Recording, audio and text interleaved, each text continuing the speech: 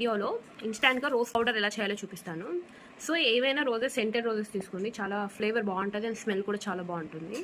Steps అంతా petal అంతా remove చేసుకోవాలి.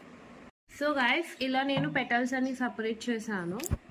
సో ఇవి ఏం చేయాలంటే మనం షేడ్లోనే డ్రై చేసుకోవాలి, డైరెక్ట్ సన్కి పెట్టకండి.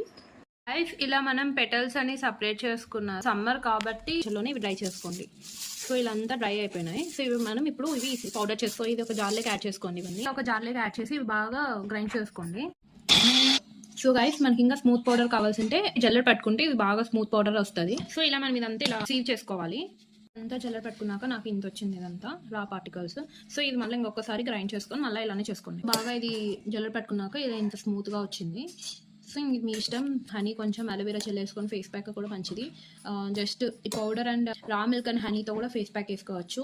సో మీతో ఎప్పుడైనా ఎక్సెస్గా రోజెస్ ఉంటే ఇలా చేసుకోండి. Okay guys, thanks for watching, bye.